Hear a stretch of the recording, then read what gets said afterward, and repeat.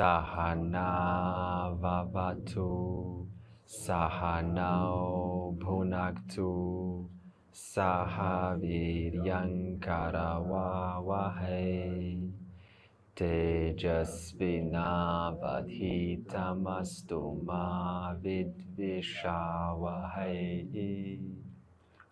Om Shanti Shanti Shanti. Whom is moksha? Is it for awareness? It's for the person, it's for the mind. And the person for whom moksha is that person separate from vyavaharika? Because remember, vyavaharika is the world that was created. You didn't create. You didn't imagine yourself, the body. You were given this body. Because it is vyavaharika, this is why we say that when you understand that vyavaharika is mithya, that means it enjoys a dependent reality on satyam. That means also you. That means the person who got enlightened is also mithya. You see this? So the whole world is mithya. The person who understood the knowledge is also mithya. So therefore, if I'm living in my pratibhasika, then I'm not even with the person. Therefore, when the person begins, kind of analyzing the reality, they're analyzing their own self-created, delusion, right? Their little bubble. And in that bubble, you're not going to find anything except more worms to dig, right? More stuff.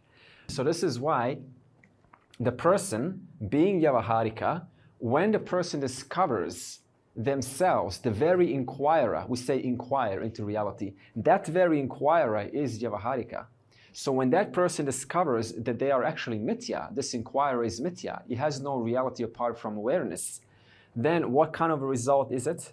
Sopadika. That means the notion that this person is real, the world is real, that is knocked off. But the experience is exactly the same as it was yesterday. Problems continue, emotions continue, everything continues. Because the person before moksha is vyavaharika, which is not your imagination. The person after moksha is vyavaharika, which is not your imagination. And therefore, since the person is run by laws and orders, like biological laws, physiological laws, that is not your imagination. That was there all along. And therefore, the psychology, for example, a little bit of a distorted psychology, that continues. Physiology that's a little bit out of place, that continues. Back pain, that continues. Everything continues. The only difference is the wise person understands that the person, right, that's being worn on top of awareness, that person is mithya. So therefore, they do address the mithya problems, but they understand they are mithya problems. They're not my problems. Okay? Therefore, we're putting things into perspective so that we don't go off on a tangent, as knowledge starts to take place. Now, the next verse obviously wants to ask, okay, well, how do I solidify this knowledge? Because I've been hearing it for years and years and years, but still there's this almost like, hey, something's missing. And Vedanta says straight up, meditation and devotion. And as we spoke about devotion, see, before I move there, you have to understand from what culture is Vedanta from. Is it from the West or from India? India. If you understand the whole Vedic culture, there is no Vedanta without devotion. So when the Westerner comes over and they try to strip the good stuff out, right, just because it sounds, and it does sound good, and they go, oh, who needs devotion? This is all Indian stuff. The irony is it doesn't work. Therefore, if one wants to bring on Vedanta, you have to start taking interest in the Indian culture, at least a little bit about deities. What is this symbolism? What is this devotion? Like, let me discover. And that's why we have the Bhagavad Gita, like Karma Yoga. So it's the whole thing that has to be incorporated. Otherwise, it's just partial. It's like this person that's just intellectually identified and all of the objections are irrelevant, right? But you give him some devotion, you give him some idols, you give him some, you bring this on, your knowledge magically transfers into a different layer that you never thought possible before. And this is what the person of Vedanta has to understand. It is a whole vision. The whole vision comes from the Lord, not half of it, the whole vision. So if it comes from the all knowledge, all power, then by definition, he knows what works. I don't know what works, but I can take faith, he knows what works. And therefore, we bring in things like karma yoga. And what about devotion? See, devotion is a term that people often ask, what does devotion look like? They think it's supposed to look like something. But devotion is a very personal thing. It can be through mala, it can be through meditation, it can be through self-knowledge, it can be through nature. The essence of devotion is bringing in Ishvara into your life. However that looks like, that is how it looks like. So it's not about what specifically is done, but bringing the presence of God into your life, into your activities, into the results of your actions, in prayers, huge prayers. This is also devotion. Therefore, one takes on a gentler approach to life, and removing all of these boxes in the mind of the compartmentalization of the intellect. Move all that away, because nature knows no boundaries. Nature knows no boxes. Only a human being knows boxes. You know, I have a box for knowledge, and I have a box for business, and I have a box for partner, and then I have a box for hobbies. I don't see it like this. It's one total life without any boxes. Therefore, one has to start approaching life as one total thing, rather than one thing made up of parts. Yes, parts are good to assimilate these parts, but eventually you have to release these parts and just start living without any this sense of, I'm trying to like first do this and then I will do that. You know, this whole sequence. Rather incorporating it all in your life, in your business, in your career. There's no difference, right? We don't have this like material, like spiritual and secular.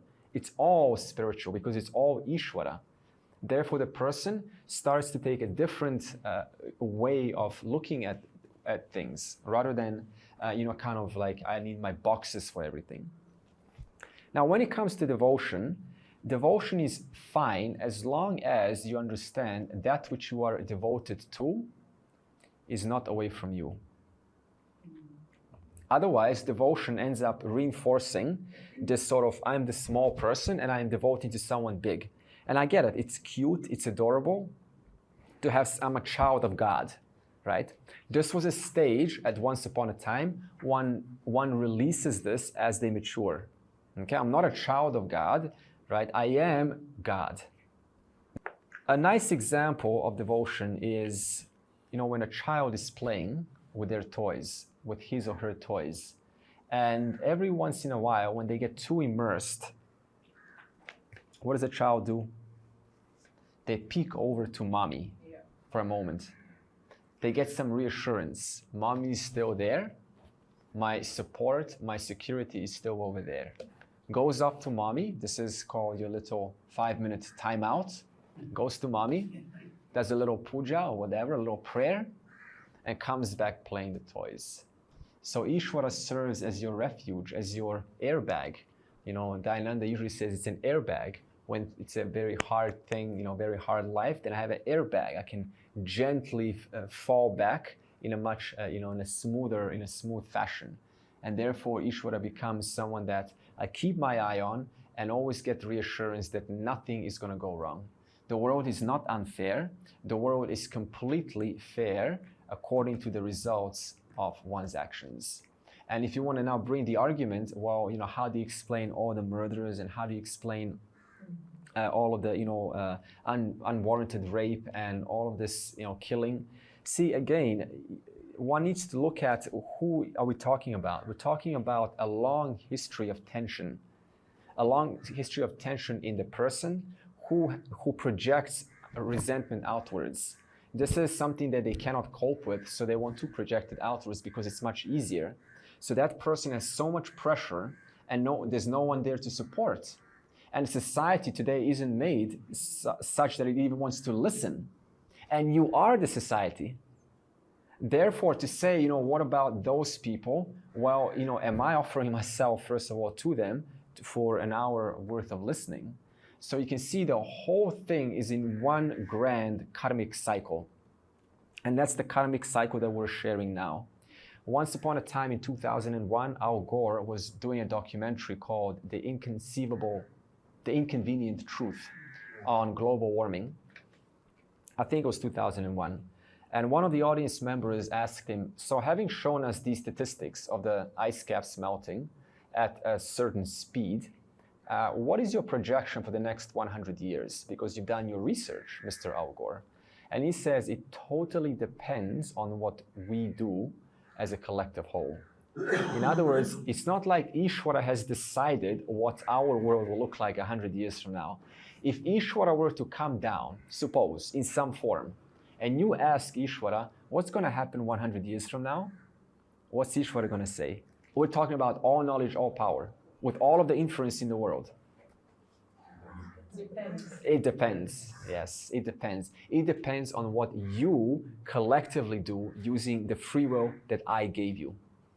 And therefore, Ishvara, that's what I meant. Ishvara is not some person who commands or dictates how things will look like, but rather just offers the platform on which we, the collective, can put out our desires and accomplish our wishes. And therefore, it is up to you to collapse possibilities that are healthy for you. We are given possibilities, and we can collapse whatever possibilities you want. And therefore, the question comes is what action could I take today, one small step, that by adding those steps for a certain amount of days, I'm going to come closer to that which I wish to collapse. Moksha is another option that you can collapse. And what is the means to moksha? Drg Drsya Viveka, Upanishads, Bhagavad Gita, Tattva Bodha. Therefore, every potential is given to the human being, and through our free will, we can collapse that potential by aligning ourselves with, but just being aware of Ishvara's order and then living according to that order. Okay. And now, when it comes to integrating this knowledge, you say, how exactly what is the practice? Tell me something to do. Right? Now, here's the part where we get to do something. What the verses say is they have two types of meditation. They have open eyes meditation and they have closed eyes meditation. So some of us will prefer one or the other. Okay, so let's see what it says. So there is a meditation called Drsya. So Drsya, seen. So therefore, this, I'll point you to the right verses. You don't have to read the verses now. What this means is, let's just talk open eyes. Because when is most of your eyes? Is it closed or open? It's open, right? So therefore, let's talk about open eye meditation. You can choose any form while your eyes are open and start to inquire into the nature of that form. Which form should I choose, Andre? Come on. You're constantly surrounded by forms. Any form that you want, you can choose and turn that as an object of your meditation. Now the question is then, what do I do during my meditation? I've actually been explaining this. And that is, you start with breaking this object down until you arrive to the final reality. Therefore, you say, this object depends on smaller, depends on smaller, smaller, smaller, smaller, and smaller, and smaller. At every level, I cannot find the final building block, but I can find intelligence all throughout this object. And intelligence never has a reality apart from Sat and Chit. This is universally true all the time. This is personally my meditation by it. This is the only meditation that I have throughout the day. Walking in the forest, I'm not looking at, oh, nice trees, it's a perfect opportunity to bring in this teaching. I see intelligence. How? Through cognitive understanding. This tree has no existence without that which it depends on. And I can't see it. I don't see this intelligence. Just like chapter 7, verse 7 in Bhagavad Gita, the invisible thread that connects all of the beads together.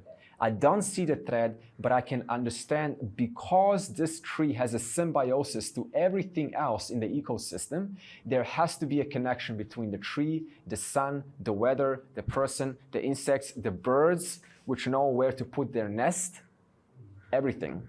And the entire tree is nothing but intelligence manifesting as that tree. What a lovely meditation. This is how, because people ask, how do I bring, God into my life? I just explained. Understand? God is intelligence in one short word. And intelligence is that invisible thread that connects and makes you what you are, makes me what I am, and in whom everyone has their reality in. Everyone. In the past, the present, and the future. Therefore, Drsya means meditation on what is seen. Seen. If you like to see, if you like to hear, it's up to you. Seen. That's the easiest because we open our eyes and we see something. You can say this intelligence has no reality apart from Chit, and can you think of anything outside of awareness? Some of us are thinking now. You're thinking that in awareness, aren't you? Can I think anything outside awareness? You can't do it. Whether you answer or not, you're still thinking inside awareness, whether you should answer or not. That was still inside awareness. And therefore, thinking is intelligence. Neither can Ishvara put things together outside awareness. The second meditation is Shabda, heard. That means something that you've heard from the scriptures. You meditate on that with open eyes. Now, Shabda is divided into two parts. One is scriptural statements, such as Tat Tvamasi. Or even better, whether I write this Om Tat Sat. I wrote this. This is fantastic, right? So you have to understand, what does Om mean? What does Tat mean? And what does Sat mean? So that's the whole point. It's not just choosing a mantra, but rather choosing every word and what implications does it mean.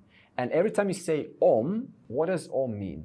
Past, present, and future in one instance. And Om, past, present, and future, has what connects all of that together? Tat, Ishvara's laws and orders in whom all of these times, past, present, and futures are connected. And Ishvara has no reality, that Tat has no reality apart from Sat. And then again, Om, now I can choose something else. I can say the three bodies. My physical body, my subtle body. That means the very thinker you include in your meditation. Don't exclude the thinker, the inquirer. Don't exclude the meditator in your Om. Let me include my physical body. That means the body that's sitting now, my subtle body. That means the very thoughts that are thinking about this, that is included. And let me include all of those impressions that are coming and going. Om.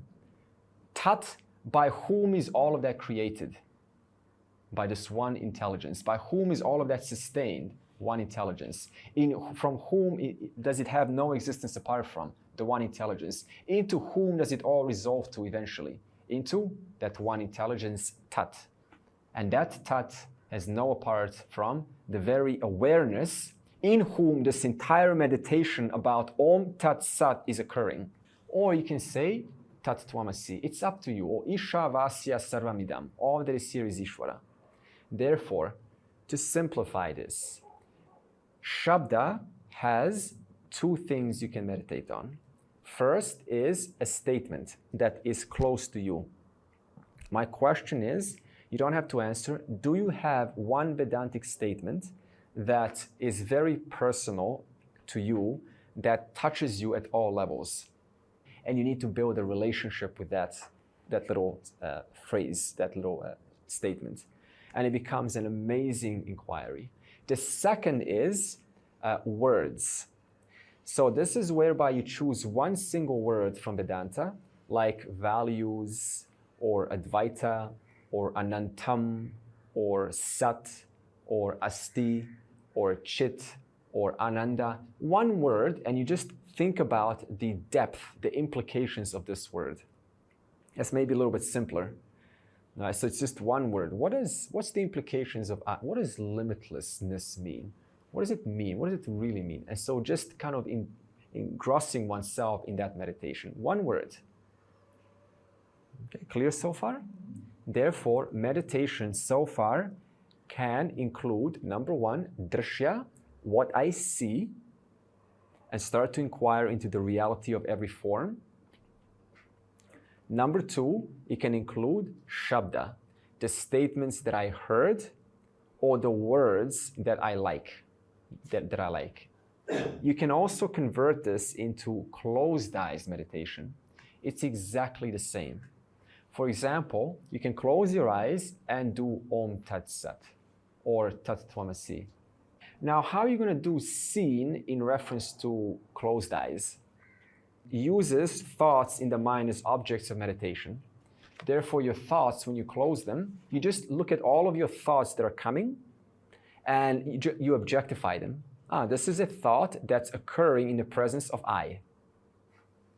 This is another thought occurring in the presence of that one in whose presence this thought is occurring. This is another thought which is occurring to the seer.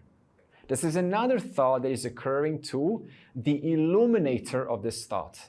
Objectifying our thoughts and recognizing they can only happen in the presence of awareness, or we can close our eyes and have scriptural statements going on. So that should answer, what is meditation? How do I meditate? What do I do during meditation? The idea of meditation, especially when it comes to Shabda, words, is you need to convert these statements into your own style without wearing off from the knowledge. Because suppose I tell you, hey, do Tatvamasi, and you're not even into Sanskrit. Like, why do you have to choose Sanskrit? You can choose your own local language. Because your own local language touches you more emotionally than Sanskrit. Therefore, one turns it into their own, rather than letting it stay as teacher's words. We don't want these statements to be teacher's words. We want these understandings to be your words. This is called paraphrasing without wearing off from the reality, from the truth. Sure, mantra is a scriptural statement. A mantra is a statement. Yeah. So as long as I understand what the words are, what they actually mean. However, this japa, you're probably talking about japa. Okay, good. So japa means, you've heard, right? Most common, Om Namah Shivaya, right? Om Namah Shivaya. It's one of the fastest ways to bring your mind back to the center, to one single point of focus. So every time the mind goes off, again, Om Namaha Shivaya. Mind goes off. Om Namaha Shivaya. This keeps on happening for 10 minutes maybe. And every time you bring your mind back, it becomes easier to bring you back to one center, to one point. And then when you finally release, stop, and then you eventually stop this. And this is called nirvikalpa in this verse. When you stop, then your mind has taken autopilot in the background. It's like it's gained momentum from having done it consciously. Now it's in autopilot. Therefore, not only when we do this meditation with our closed eyes, there's a point when you deliberately stop, right? Or you don't have to stop. It can just sort of subside or dwindle on its own. When it does, then what happens, if it does, not nirvikalpa samadhi doesn't happen for everyone, by the way. If it does, then your mind has taken autopilot for a moment. It's just sort of immersed in the contemplation without you deliberately giving it fuel of your own. That's called nirvikalpa samadhi. We have heard of like focus on the center of your eye, tip of your nose. Yeah. Outside, inside, just try to focus on your heart and things like that. Yeah, heard. does that mean different person will have different way of meditating, or one way is superior to other? How does it work? Yeah, exactly. So the reason why is because every personality desires something different. So for you, you may want to have your focus here. Someone wants to have their focus in their heart. Someone may want to do a japa. Someone else will want to bring in the scriptural statements. So there are hundreds of ways for the purpose of accommodating different personalities. And therefore, there's no right or wrong way. What one could be suggested is have 5 ways that are presented to you and deliberately try one for today, next one for tomorrow, and see which one clicks. Yeah. For example, before this Vedanta, you know Kriya Yoga? Kriya Yoga from Yogananda and this tradition. So when this came into my life, I read the book Autobiography of a Yogi. And many people read this book, and many people get inspired and get initiated into lineages. And I also got initiated into different lineages. And they have styles, right? Every lineage has a different style. Some of them say move your, like a serpent up and down the spine, and goes from the Muladhara to the Sahasrara, and then move it down. And then sometimes move it down from the Ida in the left channel, to Pingala, the right channel. Right? So, and I did this, and I was like, this feels euphoric, but it's too much. So I tried another style, and you come to a point where you say, this is my meditation, I don't need any other one. Then, you can customize it as long as it sustains a healthful, peaceful, centered state of mind. Then there's no wrong meditation at all. Yeah. So you start with one word, Om, right? In fact, what I gave you is actually you inhale and you say Om Tat Sat once, right? It's actually supposed to be twice. Om Tat Sat, Om Tat Sat. Because the more you do it, the more understanding one has about every word. And so it becomes very easy to say Om, and so much data comes at once. And then Tat, so instantly. And therefore, it just keeps on building, building, and building. One word master, second word master, third word master, and then put it together. There are 2 extremes that people have. One of them is either I meditate at all times, fill up my mind with thoughts all the time. That means whenever you have some thoughtlessness, just fill it up with thoughts. Right? This is kind of like one extreme. This doesn't lead you to autopilot, where you stay there, because a person's trying to control it. They're trying to own the experience. The other extreme is always be silent, right? Thoughts are taking you away from your nature. So always kind of like get rid of thoughts. This also doesn't get you to staying there. So the person sometimes, when they go through, this meditation, they come to a point where you've created a momentum that has lasted long enough, whereby you forgot about the meditator. Right, you forget about them. You forget about this fella who is trying to get to some place in the meditation. Now, this is an art, right? It takes some time to focus so much that the things just fade away. First of all, the external fades away, and then what starts to fade away is the meditator. The experience is usually always like that. First fades away the world, and then the meditator starts to slowly, slowly fade away, and then I just forget about myself and remain there, right? This is called nirvikalpa samadhi. How do I stay there? There are 2 types of samadhis. There's savikalpa. This is conscious thinking, conscious, which anyone can do.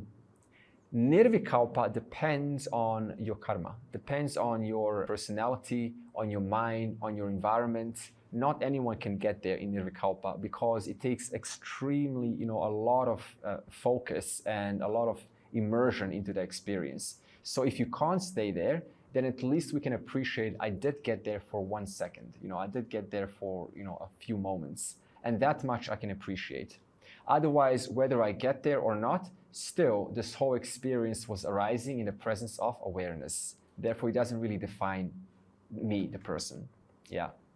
So what to do about it? Practice. It's just practice, silencing the mind. And it doesn't happen, more often than it doesn't happen often at all. But if it does happen, I just appreciate it. And we also have to ask one question. why do I want to meditate? Meditation is to just calm down a little bit and have a clear state of mind and move on with the rest of your day. It gives you energy, it gives you clarity, it gives you focus. If we take the chapter 14 model, the 3 gunas from the Bhagavad Gita, there's something called the guna management. And basically, sattva guna is a kind of guna that you want, because it's that feel-good guna. It's that happiness, clarity, focus, concentration guna.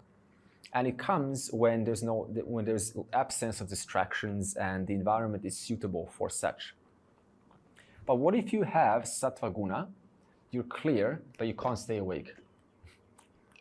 Then, we need something else. We need the rajaguna.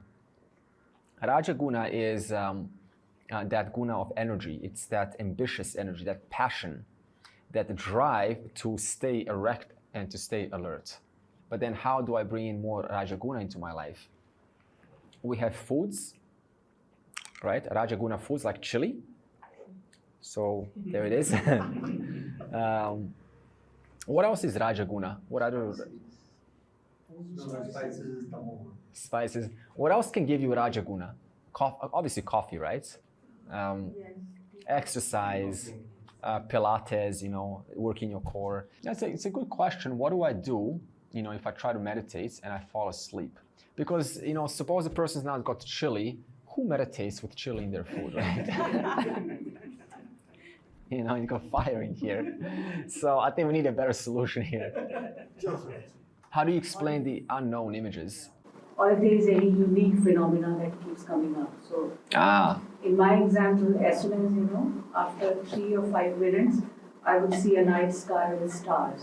The question you have to ask yourself is, what am I getting out of this, after this meditation? And how am I left after this meditation has taken its course? Am I left with a focused, clear, energized state of mind? Or am I a little bit, freaked out, or, what is this or something? So one has to decide. And based on that feedback, you can intentionally just dismiss. For example, in what I learned during this Kriya Yoga initiation is they say for the first 5 minutes, I keep it for about 2 minutes, for whatever comes to your mind, just say the one trigger word, clear, or erase. That way, whenever you say erase, it's like instantly the mind, it's trained itself to just erase it. Because the state that I want to get to is just a state of, just clarity and without any of this weird stuff coming from yesterday and colors and all this, nonsense. And in that state, I can now begin meditating properly. Otherwise, the more the mind starts to work, it's actually quite fatiguing, because the brain has to consume so much energy. And in fact, those meditations that do give you energy versus those that don't, the difference is usually those that don't, they're very active. They become very fatiguing, exhausting. And those that do is just instantly dropping into, a place of clarity, a place of peacefulness. Therefore, in that place, one can get some energy. Yeah. So that's the difference between energizing meditation and exhausting meditation. Yeah. So one has to ask themselves, what does meditation mean for me, right? And one defines that. Erase method works for me very well. Erase. Whatever comes up, erase instantly for the first 2 minutes every time, and then begin phase 2. And that phase 2 can be shabda or whatever you see. I'm the seer of my thoughts. Yeah. So we finished meditation techniques, verse 22 to 29. The next section wants to talk about what's called a Brahmavit. Is someone who has heard this knowledge. They understand it very well. They've got the models down 100%. The logics are there. They can explain it very well, but there's no emotional connection to this knowledge. Therefore, they're a Brahmavit. They're a knower of Brahman. They're a knower of Brahman, but they're not really connecting to the reality. They're not connecting to the truth. So they need something extra. And the enlightened one, who is understood is called a Brahmanishta. This means the one who has no more sense of smallness, right? So whatever smallness comes and goes, this is all incidental. And they have not only understood intellectually, but also it's connected at every level of their being. So there's no doubts for them. So let's see what it says for Brahmavit and Brahmanishta. So verse 30, liberated one. Deha abhimane galite vijñate paramatmani yatra yatra manaha yati tatra tatra samadhayaha. Wherever the wise one goes, that is called a Brahmanishta. Wherever they go, tatra tatra samadhayaha. There is absorption. So their mind is absorbed in this knowledge constantly, effortlessly. Just like your mind right now is absorbed in car driving knowledge. You don't know it, but it is. If I show you a car, you confidently go and drive a car. So even when you're not thinking about car driving, that knowledge is still here. Do you have to think about car driving knowledge to make it real? No. You're not driving a car, but the car driving knowledge is there. So in that same manner, Brahmanishta is the one who understands the nature of the self completely. Okay, there's no doubts about the models that we have presented. It is all well ascertained, and they have their narrative of smallness. This is gone. Okay, now careful. This narrative of smallness doesn't go instantly, because sometimes we think when I understand this knowledge, right, it magically removes all of my narratives of smallness. This is why in Vedanta we have Shravanam, listening, followed by doubt removal, Mananam, and even after you remove your doubts, guess what? There is Nididhyasanam. That means there are residues of old thinking which are going to come into the present. So despite me knowing who I am, still the little voice, you're not good enough. You need to be like this. You need to do that. You can't. You won't succeed. But the relationship to it is different now. Yes, this is a voice. It's incidental, but it doesn't define me. But the voice is still there. So if the person is sensitive enough, they will still go and pursue and address the problem. They will still go and address the person, even though the person is mithya. You see this? Because you can't help it. Do you want a voice that is constantly be bothering? You can't, you're not good enough. So after knowledge takes place, no more space for who am I, right? This is permanent. What you can still improve is skills. You can still clarify those small, residual notions and those voices of inadequacy and all of this. This doesn't belong to me. But still, those voices are there, and a person, with their willingness, can address it if they want to. So we have to be realistic about this. Otherwise, we think moksha solves all your problems, and suddenly, instantly, one moment, all these voices, you're not good enough, you're small. Next day, you understand.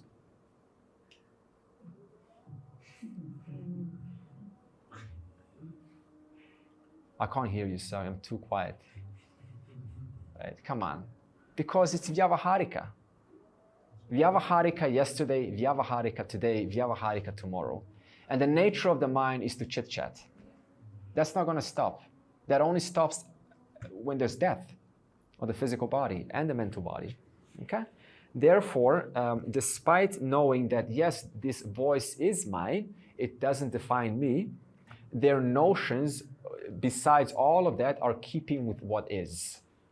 Whatever other stuff you give them, like personality, or they're smiley, or they're talkative, or they're quiet, or they're old, or they have beard, all of this is nonsense. The reality of the person, understanding their notions of the reality, is keeping with the reality. That is a wise person. And where do you find the notions of reality that are keeping with reality? In Vedanta. In Vedanta. Therefore, to understand the reality, I have to understand Vedanta. It is my door to reality. Nishta means firm in Brahman, firm in the knowledge. Can you convince yourself that you're in that state? thing is, if I don't have enough knowledge, there's no knowledge to back up my claims. So the only easy way out is just to create a story, because there's nothing backing up the reality. So what the mind does, it always fills in. It's like if I want to tell you the story, hey, let me tell you the most beautiful story in the world. Once upon a time, complete that story, please. Complete that, don't move on. The mind wants to fill in the blanks. That's the nature of the mind. So when the mind doesn't have the knowledge, it uses pratibhasika to fill in the blanks, just to have a sense of connection, because some form of connection, even if it's distorted, is better than isolation. And what the person really wants is just to connect themselves. So this is just romanticizing. Romanticizing.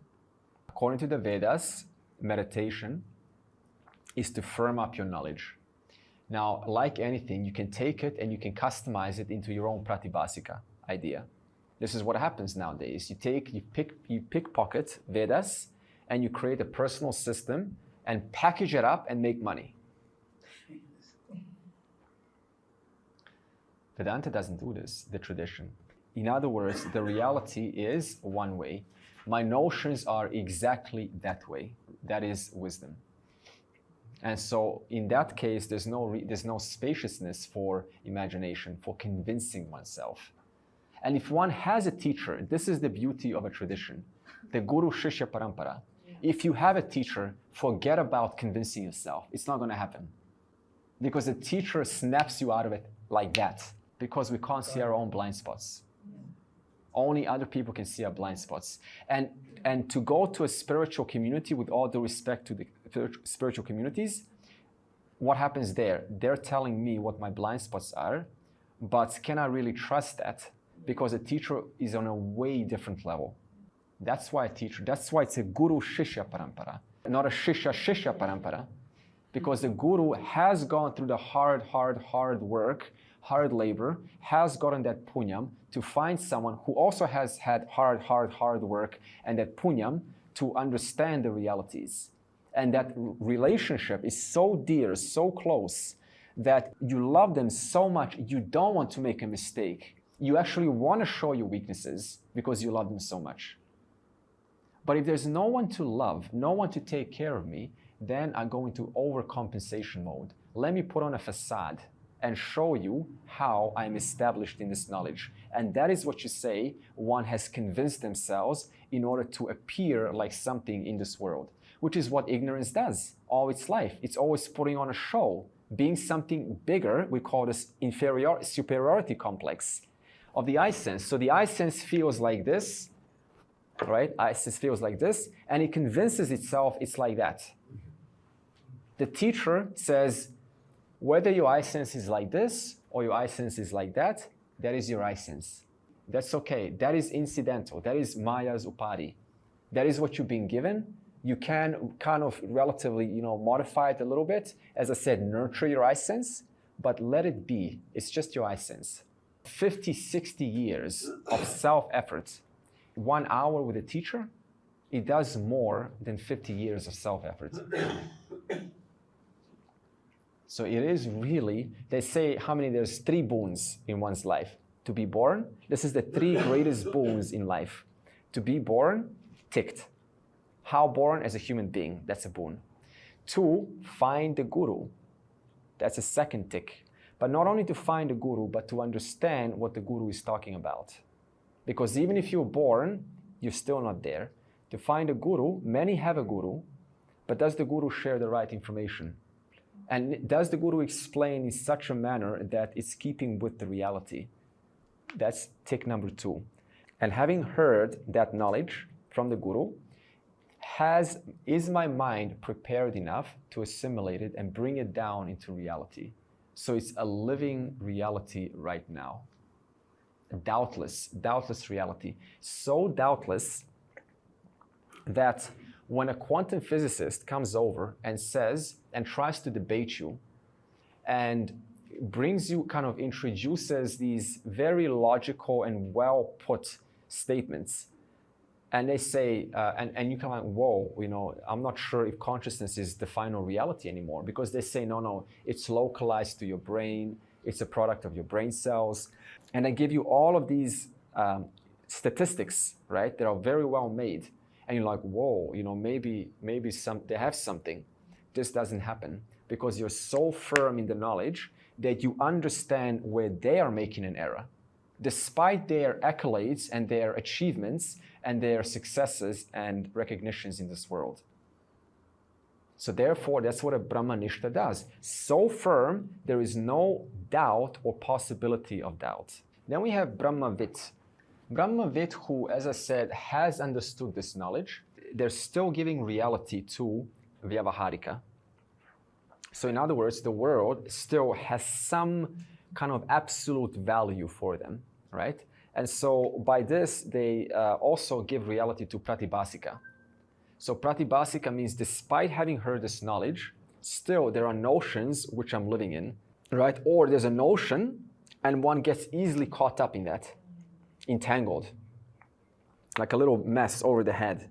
And they're unable to get out of that very easy, right? Someone disturbs you. This is real life we're talking about. Someone disturbs you. And, now the question is, how quickly does it leave you after having been disturbed, significantly? How quickly does it leave? Now, it's not like for a Brahmanishta, an enlightened person, it's not like it just leaves like that. It just leaves a lot quicker. And it's not because you're enlightened, but because you've done so much work on yourself, on your mind. So it's got nothing to do with enlightenment, okay? It's got to do with the fact that I have worked on my mind, I've understood, I'm addressing, I'm listening to you. How can we handle the situation? And if I cannot talk to them, then I understand, you know what? This is just the product of their own distortions, right? Let me not make this my own stuff. This is a product of their misunderstandings, their projections, their work or lack of work. Let me not make this my own problems because I have better things to do in my life. God, give me that strength so that I develop that resilience and be able to let this go much sooner than later. So you have a little prayer there. But also the time duration between when something starts and something ends, that is what we call maturity. When we develop this objectivity, when a breakup happens in any kind of situation, then that duration is much shorter, okay? And that's not because the person is enlightened, but just because their mind is mostly on Ishvara. It is impersonal laws. There's a cause and effect relationship. Let me apply Ishvara Prasada. I don't know why this has happened to me. It is unfair that it's happening to me. Yes, it is not pleasant that I'm being treated like this. It is not pleasant that I'm being told these false accusations. It is not reasonable that I'm not being seen for who I am. It is unfair that this person is putting me in a box. It is unfair, but it is Ishvara's order. And everything, I may not understand why it's happening, but it is happening. Let me acknowledge it, and then let me, put my focus on things that, can be a little bit more productive. Because the more we put our focus on things that are bothering us, there's a difference between things that are bothering you and things that are really bothering you. When things are really bothering you, that is because you kept on thinking about that which is bothering you.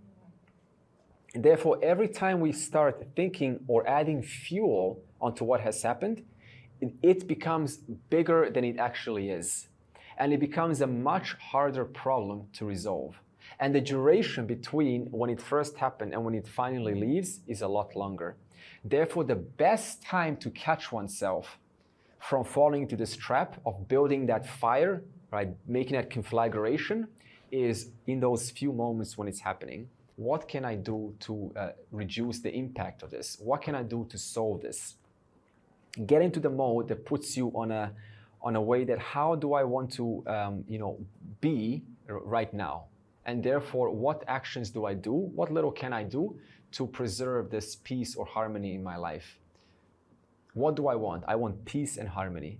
And therefore, let me change my focus. Because what happens with the mind is it goes back, as we keep on saying with meditation, to its old notions, doesn't it? Someone hurts you and you have a pattern of how you think about what has happened. And that pattern ends up blowing it up much bigger than it is. Therefore, we have to intercept that pattern by finding a different approach. And one of the best and one of the fastest approaches is, may God help me to solve this problem right now. Help me to resolve this. Bring in the presence of Ishvara. There is one thing that I do recommend, and that is like a card deck. There's a card deck called ACT on Amazon, Acceptance, Commitment, Therapy, right? And it's got like these cards, and they're just reframing, right? Reframing situations. So whatever happens, you pull out one card, and it kind of gives you some nice statement to reframe the situation and look at it in a different way, right? And they're brilliant cards that are used in therapy, and they work extremely well. So this is something that we can do. It's so simple, and we don't do this, right? So, right, and the best time to reframe is when? When it happens. If it's not happening, it has no context. It's almost irrelevant. It's irrelevant. The best time when it happens, do I have my little deck with me? Let me pull it out. Let me pull out a card and look at the situation. Let me reflect on what has happened in the light of these little statements, which are done by psychologists who have worked in these fields for decades. They know what they're doing. They deal with suicide cases. If they're able to divert the person from jumping off a cliff and quickly helping them, just think how effective it is for an ordinary citizen. These are amazing techniques. And therefore, this is available to reframe the situation. Because if we don't reframe it, then it just keeps on persisting and persisting and persisting. There's a phrase that says, what you resist persists, right? So as long as I resist it, it's going to persist. And who doesn't want a happy, peaceful life? Therefore, have something that's ready in that moment, right? That's just a suggestion. I don't like to give advice, but it's worked for me, so I'm just sharing it. Is moksha a click?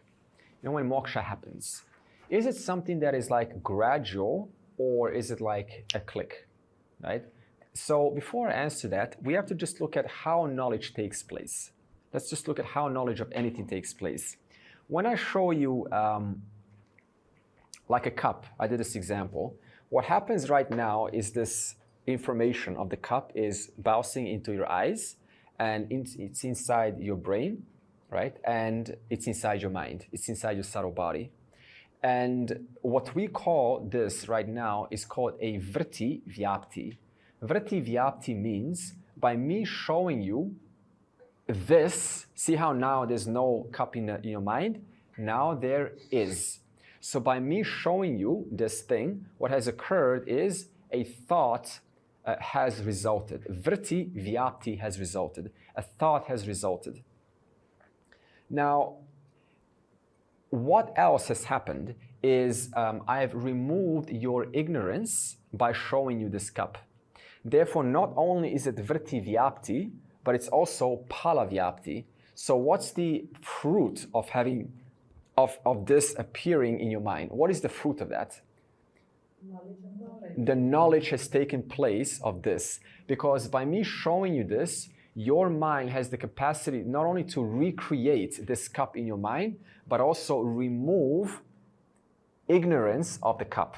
Two things: vritti vyapti, thought of this, that's a thought, and phala vyapti, removal of ignorance of this cup. Right now, right, no cup. Right now, there is cup. But suppose I show you this cup for the first time in your life. Once you've seen it, what happened is your mind has permanently removed ignorance of this cup. So next time I show you this unfamiliar cup, very unfamiliar cup, you now have a different response, right? Because your ignorance is permanently removed. So this is how, what happens when, once ignorance is removed, it is permanently removed. Is this clear so far? And of course, the more I show you this, the more ignorance from different standpoints gets removed, right? So each time you have more information. Now, when it comes to moksha, it is, what happens is every time you listen to Vedanta, your mind is building a model of what is. Slowly, slowly is constructing a model. You know what a model is? Yeah, it's like like a map that accurately represents what we are speaking of, right? So there's no divergence between the model and what is. They're one and the same. If you put them overlay, it's one and the same. And therefore, every time we speak Vedantic knowledge in class, what's happening in your mind is you're developing a map of reality, a model of reality, and you're forming new connections in your brain because the map is being developed.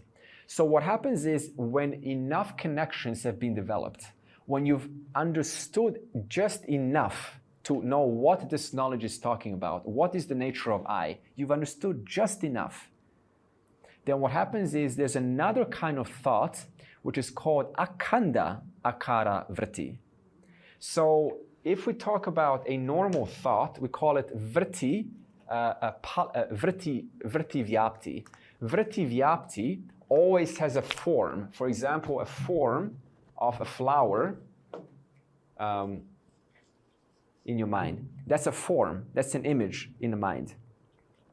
Akhanda akara vritti means that when you have heard enough knowledge in Vedanta, then there is that moment when the last notion, which was preventing me from understanding what is, that last notion, which was causing me to kind of reject this like objectify awareness, like it's some object. So that moment when you remove that notion that awareness is something to be seen, that kind of notion, awareness is something to be experienced, that last notion we call akhanda akara vritti. Now, akhanda akara vritti means a thought which has no image. Therefore, if we have two things for this, we have vritti vyapti, I think it's two T's, vritti vyapti, and pala vyapti. Okay, vritti vyapti and pala vyapti. See that? So vritti vyapti means an image has occurred in your mind of that object. Pala vyapti means ignorance has been removed of that object. Now, akhanda akara vritti means there's no vritti. It is akhanda akara vritti, but it's not a vritti of a form, because awareness is not a form. So when that knowledge takes place, when moksha takes place, what happens is only pala vyapti, right, ensues. In other words, ignorance gets removed. Ignorance of that notion that the drg is the seen, right? That awareness is something to be seen. That notion gets removed. And when it does get removed, you do not produce an image of awareness in your mind, because you don't create an image of awareness. You simply remove the notion that was making you believe that awareness is something away from me. And therefore, when moksha takes place, you understand, hey, awareness is right here, right now, illumining all of my thoughts. Akhanda akara vritti means a thought without divisions. Therefore, it is a thought that just removes the whole thing, the ignorance.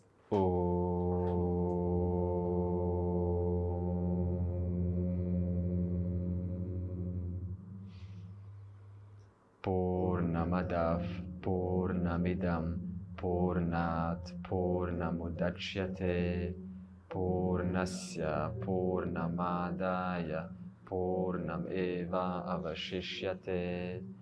Om Shanti Shanti Shanti.